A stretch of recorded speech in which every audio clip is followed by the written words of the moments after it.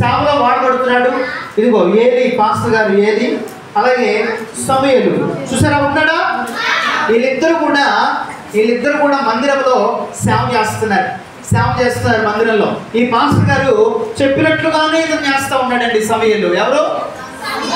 సమూయేలు pastor గారు ఏదైతే చెప్తున్నాడో అది చేస్తూనే ఉన్నాడండి. చేస్తూ ఉంటే ఒకరోజు రాత్రిపూట ఇద్దరు కూడా ఏం చేస్తున్నారు తెలుసా? రాత్రిపూట ఏం చేస్తారండి? ఏం చేస్తారు? ప్రార్థన, ఇంకోటి పడుకుంటారు, ఇంకోటి భోజనం చేస్తారు. పడుకొని భోజనం చేస్తారా? పడుకొని కలలు కంటారంట. డ్రీమ్స్. ఇంకా నీళ్ళు పోసుకొని పడుకుంటారా? పడుకొని నీళ్ళు పోసుకుంటారా? పడుకున్న తర్వాత ఏం చేస్తారు? పడుకున్న తర్వాత వాక్యం చదువుతారంట, కలలు అంటారంట. కూర్చొని వాక్యం, పడుకొని మళ్ళీ కూర్చొని వాక్యం చదువుతారు. టీచర్ గారు మీకు వందనాలు. ఇంకా ఎవరా దుప్పట్లో ఫోన్ చూసేది పడుకొని? పడుకొని ఫోన్ చూసే వాళ్ళు కూడా ఉన్నారండి. ఉన్నారా లేదా? అది రెడ్ షర్ట్ అబ్బాయి అంట, వైట్ షర్ట్ అబ్బాయి అసలు ఫోన్ లేకపోతున్నారు. చేయొద్దండి, ఫోన్ చూసే వాళ్ళు చేయొద్దండి. చెప్తున్నా వినండి. సమయానికి పడుకోవాలి. 8-8:30 9 గంటల లోపు అందరూ పడుకోవాలి. తర్వాత ఎవరు మేలుకొని ఉండకూడదు, తర్వాత ఎవరు ఫోన్ చూడకూడదు. అంటే ముందు చూడగానే అంటారేమో, ముందు కూడా ఫోన్ చూడకూడదు. వినాలి, ఫోన్ ఎవరు చూడకూడదండి. పడుకొని నిద్రపోవాలి. జాగ్రత్త వినండి. అట్లాగా రాత్రి పూట సమూయేలు అలాగే ఇంకెవరున్నారు? మాస్టర్ ఏలి గారు ఇద్దరు కూడా నిద్రపోతున్నారు. నిద్రపోతుంటే బాగా గాఢ నిద్రలో ఉన్నారండి. నిద్రపోతూ ఉంటే ఒక స్వరం వినబడతా ఉంది. ఇలా నిద్రపోతూ ఉన్నాడు. చూడండి, సమూయేలు ఇలా పడుకొని నిద్రపోతూ ఉన్నాడు. నిద్రపోతూ ఉంటే ఒక స్వరం వినబడతా ఉంది. సమూయేలు అనే స్వరం వినబడతా ఉంది. అనుకున్నాడు, చర్చిలో ఎంతమంది ఉన్నారు? ఇద్దరు. ఎవరెవరు? ఏలి, సమూయేలు ఇద్దరే కదా. వాళ్ళిద్దరే ఉన్నారు. మేమిద్దరే ఉన్నాం కదా, నన్ను ఇంకెవరు పిలుచుంటారు? పాస్టర్ గారు పిలుచుంటాడు అనుకొని ఈయన పాస్టర్ గారి దగ్గరికి వెళ్ళిపోయాడు. సమూయేలు దగ్గరికి వెళ్ళిపోయిన తర్వాత పాస్టర్ గారు అంటున్నాడు, బాబు నేను నిన్ను పిలవలేదయ్యా, వెళ్ళిపో అంటున్నాడు. వెళ్ళిపోయి మళ్ళీ పడుకో అంటున్నాడు.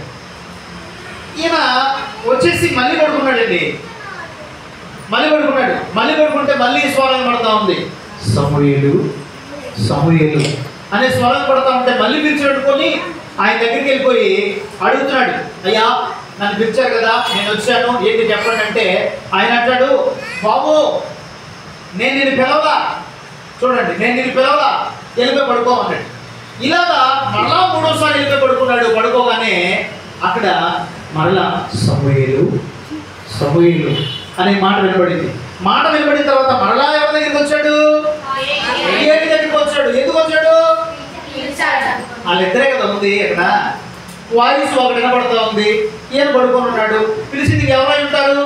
ఏలి అయి ఉంటాడు అనుకుని ఆయన మళ్ళీ వెళితే ఆయన అంటాడు, ఏలి ఆలోచించాడు, మేమిద్దరే ఉన్నాం, నేనా సమూయేలు పిలవలా, అతనేమో పిలిచాడు అంటున్నారు అని ఆలోచిస్తూ, ఇది నా స్వరం కాదు, ఇది దేవుని స్వరం.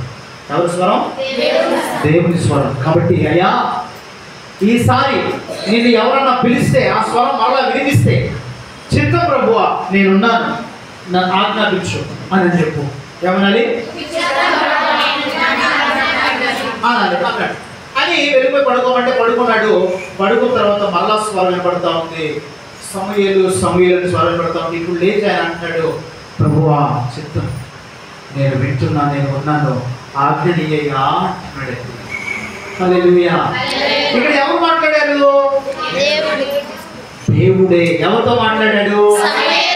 సమూయేలుతో మాట్లాడాడు. జాగ్రత్త వినండి, ఎవరైతే విధేయుడుగా ఉంటారో ఎవరైతే దేవునికి ఇష్టంగా ఉంటారో, ఎవరైతే తల్లిదండ్రులకు లోబడి ఉంటారో, ఎవరైతే పాస్టర్ గారికి పాస్టర్ గారికి లోబడి ఉంటారో, ఎవరైతే ప్రార్థన చేసుకుంటూ ఉంటారో, ఎవరైతే వాక్యం చదువుకుంటూ ఉంటారో, వారిని దేవుడు కనికరించి దేవుడు వారితో మాట్లాడతాడండి. హల్లెలూయా.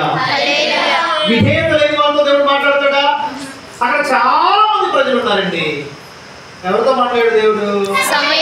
సమూయేలు ఒక్కడితోనే మాట్లాడాడు. ఎందుకు మాట్లాడాడు?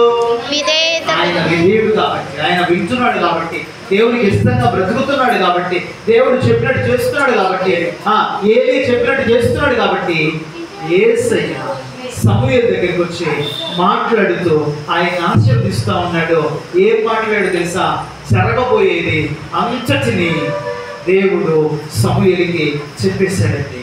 చూడండి, సమూయేలు అలాగ విధేయుడై ఎదుగుతూ ఎదుగుతూ ఎంత గొప్పవాడయ్యాడు తెలుసా? 4 మంచి స్థితుల్లో దేవుడు నిలబెట్టాడు. అందులో ఒకటి, యాజకుడైన ఏలీ తరువాత ఆ మందిరంలో యాజకుడు పాస్టర్ సమూయేలు అయిపోయాడు. చెప్పండి, పాస్టర్ ఎవరయ్యాడు? సమూయేలు అయిపోయాడు. రెండవది ఇశ్రాయేలీయుల ప్రజలందరికీ న్యాయ తీర్పు తెచ్చడానికి జడ్జిగా సమూయేలు దేవుడు నిలబెట్టాడు. ఎలా నిలబెట్టాడు? న్యాయ తీర్పులు తీర్చుటకు సమూయేలు జడ్జిగా నిలబెట్టాడు. ఎలాగా? జడ్జిగా నిలబెట్టాడు. మూడవది దేవుడు తన స్వరం ద్వారా జరగబోయేది సమూయేలుకు తెలియపరుస్తూ ఉన్నాడు. ఆ